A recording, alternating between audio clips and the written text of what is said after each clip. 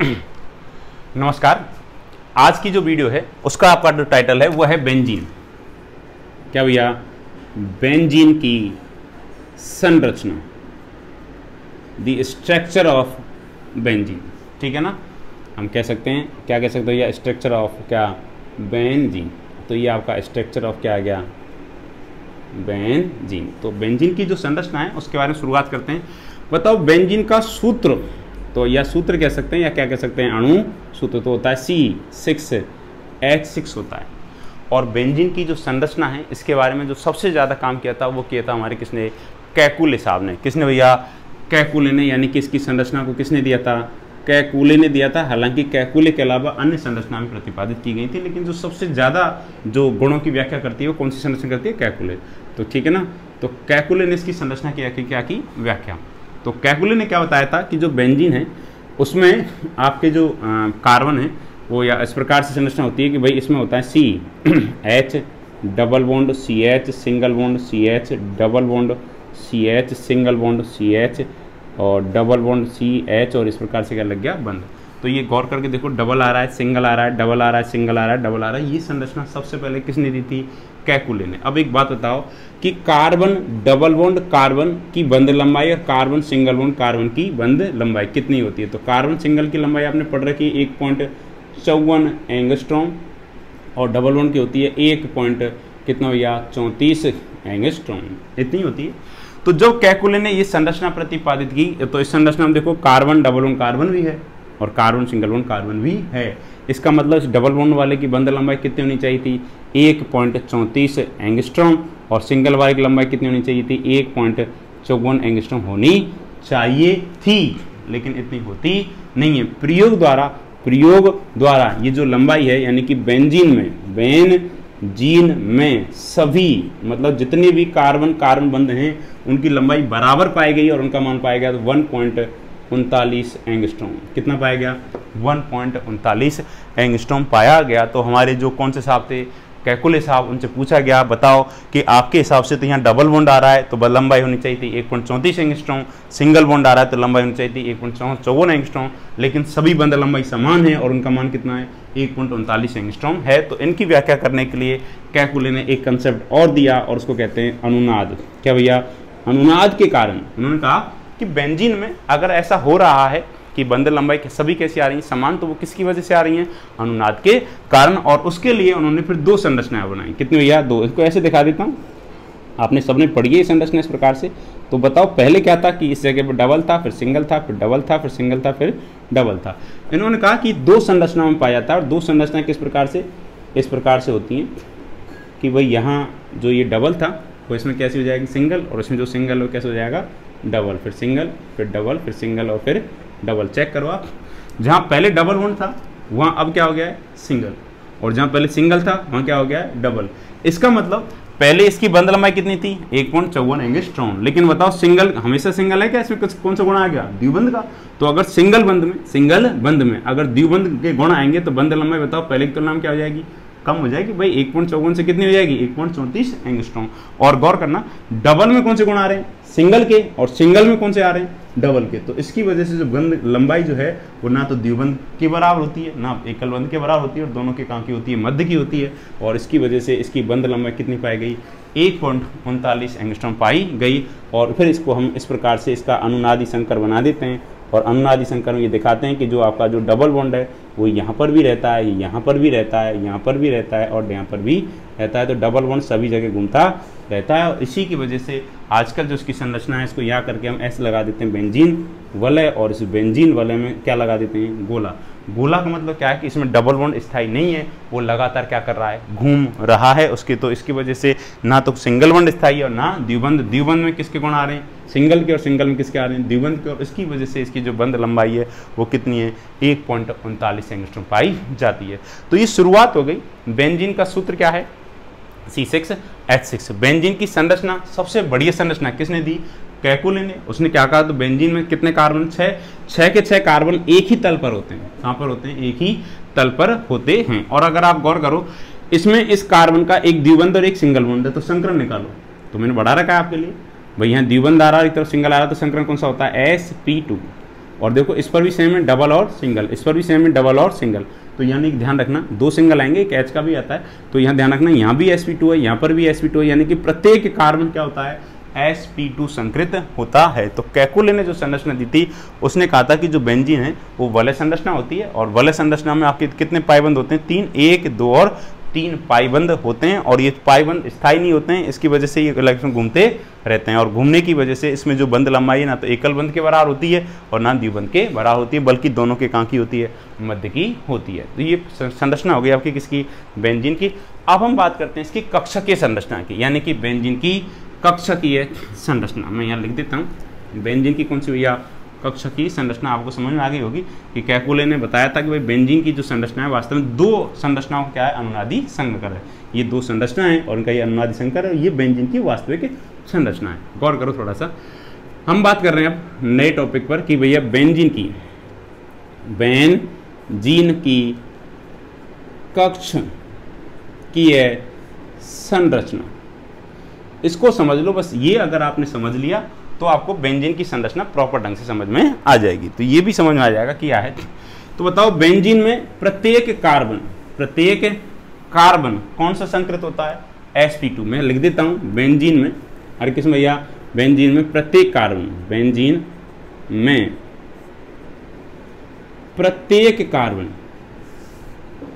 sp2 संकरित होता है। कैसा होता है, बेंजीन में प्रत्येक कार्बन कैसा होता है, sp2 संकृत होता है। दूसरी बात, कौन सी बात, दूसरी बात तो गौर करना भाई, जो संकरण sp2 है तो s कक्षक काम आगे, 2 p काम आगे, तो एक p कक्षक बचा हुआ है, और जो p कक्षक बचा हुआ है वो क्या होगा, असंकृत p कक्षक। अर्थात मैं कह सकता हूं प्रत्येक कार्बन पर एक असंकरित क्या होता है भैया, p कक्षक होता है। आप दोबारा से बात को समझ सकते हो कि भाई ये आपका क्या था, कार्बन, फिर डबल बॉन्ड, फिर कार्बन, फिर सिंगल बॉन्ड, फिर कार्बन, फिर डबल बॉन्ड, और फिर कार्बन, फिर सिंगल बॉन्ड कार्बन, फिर डबल बॉन्ड कार्बन, और फिर क्या भाई सिंगल बॉन्ड कार्बन। और प्रत्येक कार्बन पर यहाँ क्या लगा होता है आपका H, प्रत्येक पर होता है आपका H। तो आपने इस संरचना को भी देख लो, आप इस संरचना को देखने से आपको पता लग भी जाएगा कि यहाँ पर प्रत्येक कार्बन कौन सा संकृत है, sp2। बताओ sp2 संकरण अगर होता है तो आकृति क्या होती है, समतल त्रिकोणीय। तो तुम प्रत्येक कार्बन को देख लो, देखो इस कार्बन में एक बंदा इधर, दूसरा इधर और तीसरा इधर, समतल त्रिकोण बन रहा है। इसमें देख लो आप, तो इसमें भी सेम कंडीशन बनेगी इस प्रकार से।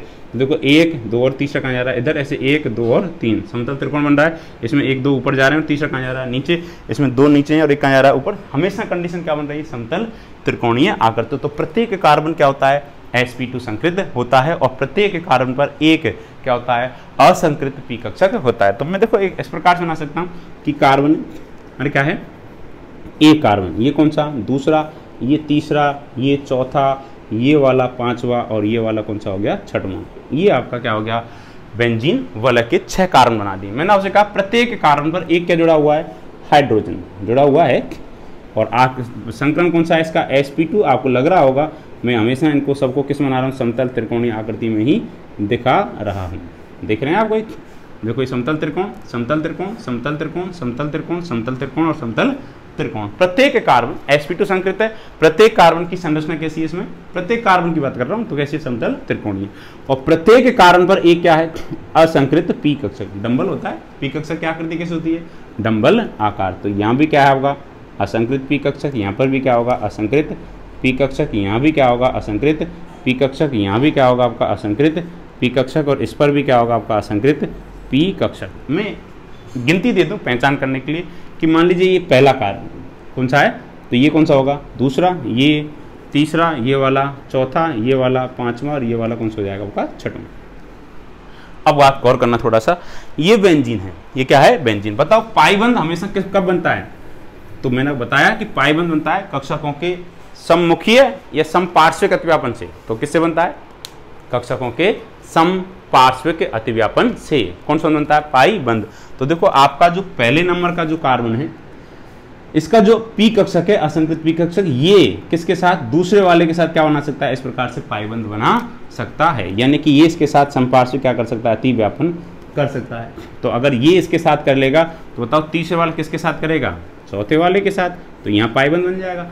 और पांचवा वाला किसके साथ करेगा, छठवें वाले के साथ, तो क्या बन जाएगा, पाईबंद बन जाएगा। मैं आपको एक स्थिति और बनाता हूँ ऐसे ही कि ये कार्बन है, ये दूसरा कार्बन, ये तीसरा कार्बन, ये चौथा कार्बन, ये पांचवा कार्बन और ये आपका छठवा कार्बन, ठीक है ना। कितने कार्बन हो गए, 6। तो प्रत्येक कार्बन पर क्या लग रहा है आपका, हाइड्रोजन।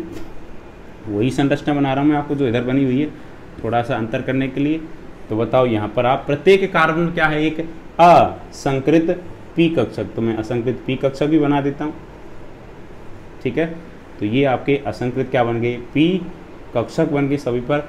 और मैं आपको फिर नंबर बता देता हूँ, 1 number, 2 number, 3 number, 4 number, 5 number और 6 नंबर। दोबारा से बात को फिर समझना कि इसमें पहले कार्बन का जो पी कक्षक था वो किसके साथ, दूसरे वाले के साथ क्या बना रहा था, पाई बंद। पहले वाला दूसरे वाले के साथ, क्या पहले वाले से जितना दूर है उतना ही पहले वाले से कौन सा दूर है, छठवां। क्योंकि मैं बता चुका हूं क्योंकि बेंजीन में सभी कार्बन बंध लंबाई कैसे होती है, समान।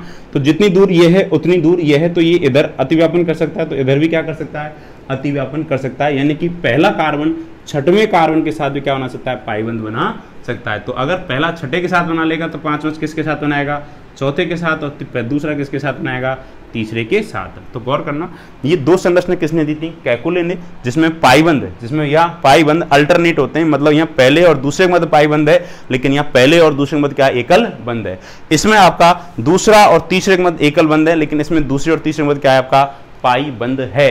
बात समझ में आ रही है। यही दी थी कैकुलन संरचना कि आपका जो पाई बंद है और जो एकल बंद है वो एक दूसरे में क्या होते हैं, परिवर्तित होते रहते हैं। तो अब गौर करना थोड़ा सा, दो संरचना समझ में आ रही है। यानी कि पाई बंद की बनने की जो स्थिति है, तो यहाँ पर जो पहले वाले में जो स्थिति है वो C1 का किसके साथ, C2 के साथ, C3 का, C4 के साथ और C5 का, C6 के साथ अतिव्यापन से कितने पाई बंद बने, 3। लेकिन इस वाले में क्या बन रहे हैं कि C1 का किसके साथ, C6 के साथ, C2 का, C3 के साथ और C4 का, C5 के साथ क्या बन रहे हैं, पाईबंद बन रहे हैं। तो ये दो कंडीशन बन गई, दोनों प्रकार से बन सकते हैं। अब मैं आपको फिर एक अगली बात फिर लेके चलता हूँ, बात को समझना थोड़ा सा। मैं इसी की एक संरचना और बना रहा हूँ। देखो ये है आपका, यहाँ कार्बन था, यहाँ क्या था, कार्बन, और यहाँ पर भी क्या है, कार्बन, इधर भी कार्बन, इधर भी कार्बन, यहाँ पर भी कार्बन है, और ये आपकी सारी वलय बना दी कंप्लीट। और इसमें आपका ये जो हाइड्रोजन है, इसी प्रकार से हाइड्रोजन उपस्थित हैं, ठीक है ना। और यहाँ पर भी क्या भैया, हाइड्रोजन, और यहाँ पर भी हाइड्रोजन। और ये जो आपके पी कक्षक हैं, क्या है भैया, पी कक्षक, असंकृत पी कक्षक। जैसे अपने दो संरचना बनाई, ऐसी में कौन सा बता आपके लिए, तीसरी संरचना। तो ये 1 वाला है, ये 2 वाला है, 3 वाला है, 4 वाला है, 5 वाला है और 6 वाला है। फिर देखो ये 1 वाला इसमें 2 वाले के साथ अतिव्यापन कर रहा था, ये 1 वाला इसमें 6 वाले के साथ क्या कर रहा था, अतिव्यापन कर रहा था। इसका मतलब क्या है कि जो 1 वाला है ये किसके साथ, 2 वाले के साथ अतिव्यापन कर सकता है, और जो 1 वाला है ये 6 वाले के साथ भी क्या कर सकता है, अतिव्यापन कर सकता है। यानी कि अतिव्यापन 1 वाला 2 के साथ भी करेगा और 6 के साथ भी करेगा। ऐसे 2 वाले की बात करेंगे तो 1 वाले के साथ भी करेगा और 3 वाले के साथ भी करेगा। देखो अब मैंने पूर्ण बंद नहीं बनाया है, जैसे यहाँ पूर्ण बना रखा था, यहाँ क्या है, आंशिक, इधर भी बना सकता है और उधर भी बना सकता है। तो ऐसे सेम कंडीशन है, और इसी की वजह से ये चारों तरफ इसी कंडीशन चलेगी आपकी।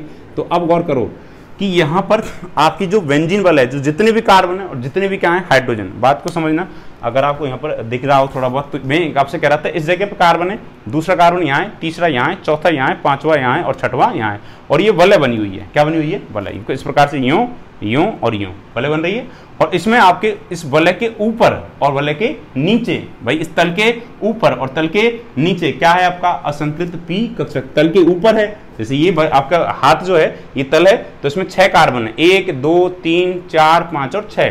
लेकिन आपका जो पाई बंद है वो कहाँ आ रहा है, इसके ऊपर, सॉरी पी कक्षक ऊपर जा रहा है, इस दूसरे का भी ऊपर जा रहा है, तीसरे का ऊपर जा रहा है, चौथे का ऊपर नीचे जा रहा है। तो इस प्रकार से ऊपर और नीचे दोनों तरफ आपको पी कक्षक है। तो ये ऊपर की तरफ भी अतिव्यापन कर रहे हैं और ये नीचे की तरफ भी क्या कर रहे हैं, अतिव्यापन। और असंकृत पी कक्षक में एक इलेक्ट्रॉन होता है, कितना इलेक्ट्रॉन, 1 इलेक्ट्रॉन। यानी कि इसमें इलेक्ट्रॉन अभ्र ऊपर भी है और इलेक्ट्रॉन अभ्र नीचे भी, और ये इलेक्ट्रॉन अभ्र सब ऊपर मिले हैं और नीचे भी मिले हुए हैं।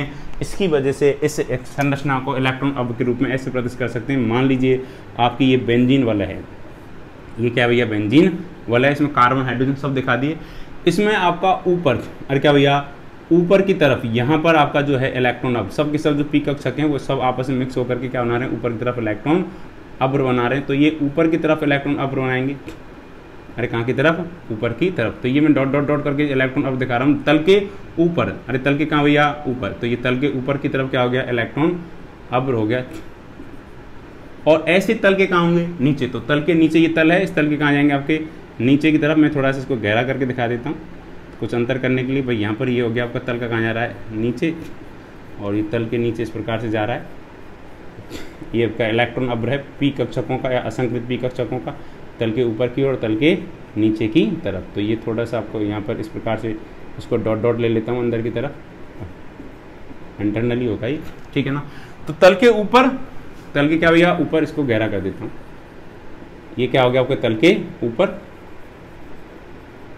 और उसके अलावा आपका कहाँ हो गया भैया, तल के नीचे। तो देखो तल के ऊपर इलेक्ट्रॉन अब्र है और तल के नीचे भी क्या है, इलेक्ट्रॉन अब्र है। तो बेंजीन वाले के ऊपर भी पाई इलेक्ट्रॉन होते हैं और नीचे भी क्या होते हैं, पाई इलेक्ट्रॉन होते हैं। यानी कि ऊपर भी ऋण आवेश और नीचे भी क्या है, ऋण आवेश। और इसी की वजह से जो जिस पर क्या होता है, ऋण आवेश होता है, यानी कि जो नाभिक स्नेही होते हैं वो आसानी से कभी भी बेंजीन वाले पर आक्रमण नहीं करते हैं, क्योंकि आवेश कौन सा, ऋण आवेश। और इस पर कौन सा आवेश है, ऋण आवेश। इलेक्ट्रॉन अब्र है इस पर ऊपर भी और नीचे भी। इसकी वजह से बेंजीन आसानी से कभी भी इलेक्ट्रॉन क्या नाभिक स्नेही प्रतिस्थापन अवक्रिया, नाभिक स्नेही योगात्मक अवक्रिया कभी प्रदर्शित नहीं करते हैं। लेकिन कौन, इलेक्ट्रॉन स्नेही इस पर आसानी से आक्रमण कर सकता है, क्योंकि इस पर कौन सा आवेश है, धन आवेश, और इस पर कौन सा, ऋण आवेश। इसकी वजह से बेंजीन जो है वो इलेक्ट्रॉन स्नेही प्रतिस्थापन अवक्रिया आसानी से प्रदर्शित करता है, क्योंकि उनको क्या कर लेता है, आकर्षित कर लेता है। तो ये आपकी बेंजीन की क्या है, संरचना है, कक्षकीय संरचना। तो ये आपको समझ में आ गई होगी।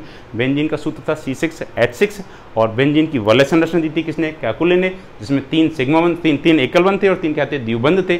और उसके बाद बताया गया था कि भाई एकल बंध और द्विबंध नहीं पाए जाते हैं, क्योंकि लंबाई, बंध लंबाई हमेशा कैसी है, समान है। तो बताया गया कि ये 2 अनुनादी संरचनाओं का संकर होता है, ये वाली संरचना और ये वाली, दोनों का क्या होता है, अनुनादी संकर। इसका मतलब क्या है कि इसमें ये वाली संरचना जो डबल है वो डबल किस में बदल जाता है, सिंगल में, और जो सिंगल है वो किस में बदल जाता है, डबल में। और इसी की वजह से एकल बंध और द्विबंध के दोनों के गुण पाए जाते हैं। इसी की वजह से बंध लंबाई एकल बंध और द्विबंध की कहाँ की होती है, बीच की होती है। एकल बंध 1.54 एंगस्ट्रॉम, द्विबंध 1.34 एंगस्ट्रॉम, लेकिन जो पाई जा रही है वो 1.39 एंगस्ट्रॉम। और उसके बाद आपका जो ये यहाँ है इस प्रकार के जो ये बना हुआ है, इसमें ये इलेक्ट्रॉन ऊपर पूरे में घूम रहा है और नीचे भी घूम रहा है। तो ये आपका क्या है, वास्तविक संरचना बता रहा है किसकी, बेंजीन की। तो ये बेंजीन हो गया।